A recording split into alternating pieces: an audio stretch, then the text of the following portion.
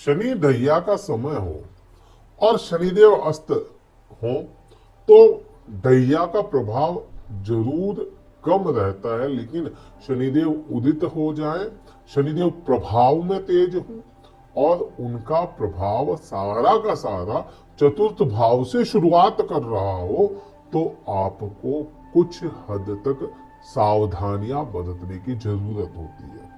क्योंकि शनिदेव अस्त थे इतने समय से, लगभग 35 दिनों से, तो आपकी ढैया थोड़ी सी निष्क्रिय जरूर हो गई थी। अभी के समय में शनिदेव उदित हो रहे हैं 16 तारीख को, और शनिदेव उदित होने से पहले सूर्य ग्रह जो आपके कर्म क्षेत्र के स्वामी हैं वह परिवर्तित कर जाएंगे। तो यह समय आपको कुछ ज्यादा ही सजगता रखनी पड़ेगी।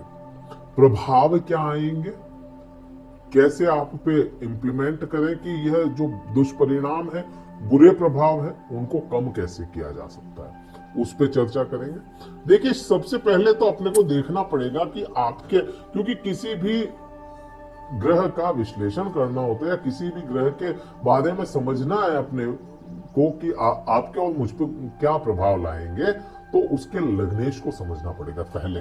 तो आपके जो लग्नेश हैं वह मंगल ग्रह हो जाते हैं, क्योंकि लग्न स्वामी या राशि स्वामी जो है वृश्चिक राशि है, उनके मंगल होंगे।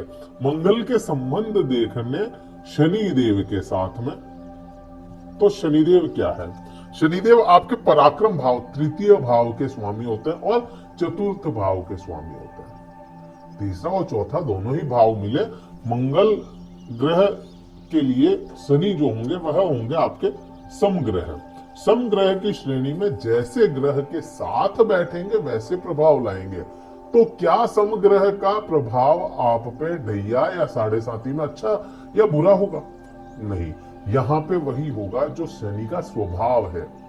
शनि देव का स्वभाव है डिले करना, धीरे करना, किसी भी चीज को धीरे धीरे आपको देना।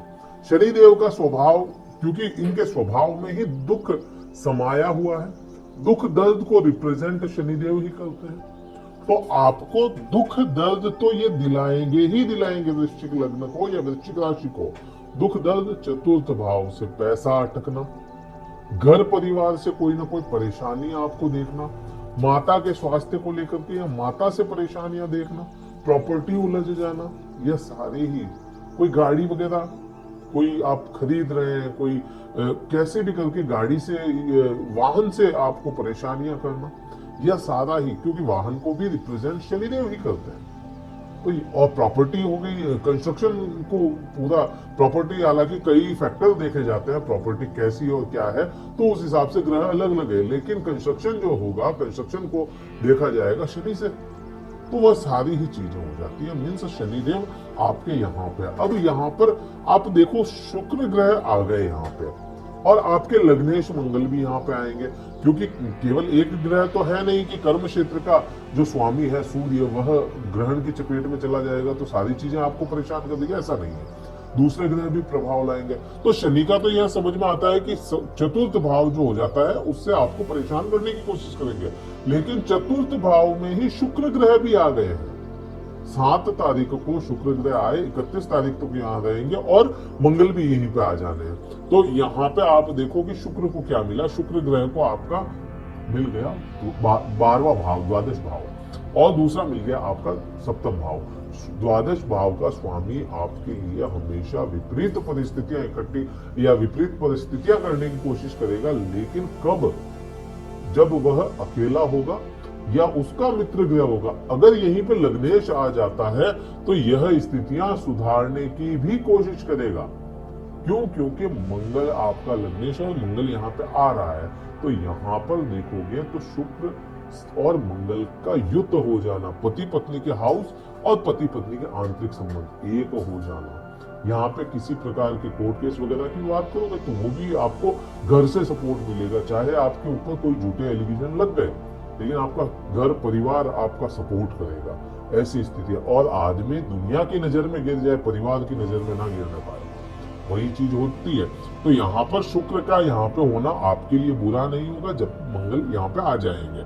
अब यहाँ पे शनि के प्रभाव की बात करेंगे तो शनि देव की दृष्टि संबंध जो होते हैं उनको देखना पड़ेगा। तो दृष्टि संबंध में ही यह प्रभाव अच्छे और समझ में आएंगे।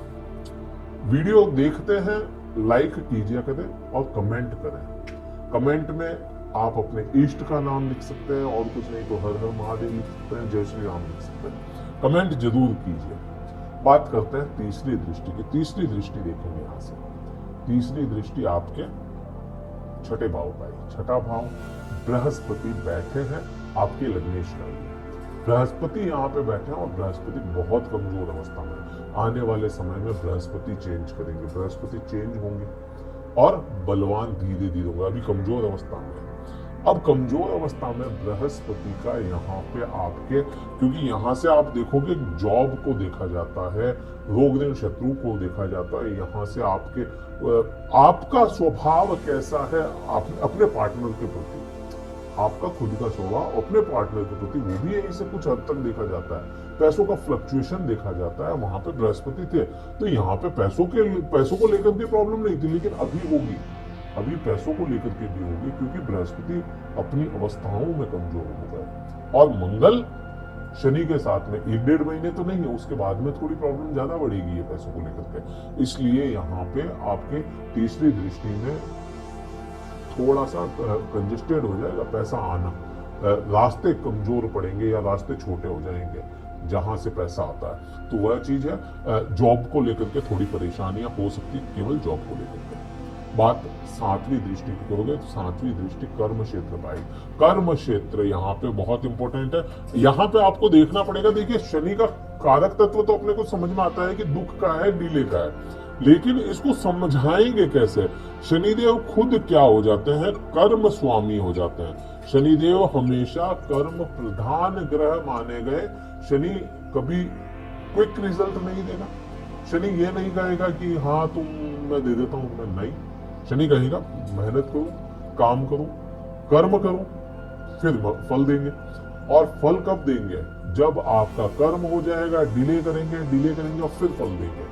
पैमाने छलकने तक शनिदेव रिजल्ट नहीं देते, उसके बाद में देता है। तो यहाँ पे इसको कैसे ठीक करोगे। ये तो ठीक है, समझ में आ रहा है कि छठे भाव में आपको प्रॉब्लम आ सकती है, 10वें भाव में प्रॉब्लम आ सकती है, ठीक है, आ सकती है ना, लेकिन इसको ठीक कैसे करोगे। ठीक करने का सबसे अच्छा उपाय है कर्म। आपका जो काम है वह आप करते जाए, वही यहाँ पे शनिदेव आपको रिजल्ट देंगे।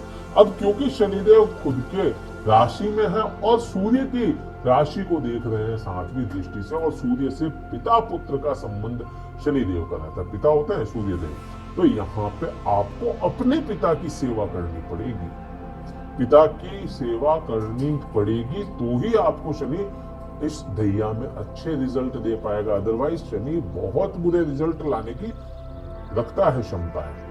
पिता की सेवा कैसे होगी। पिता की जो जनरल सेवा कर रहे हैं वो तो करना ही है।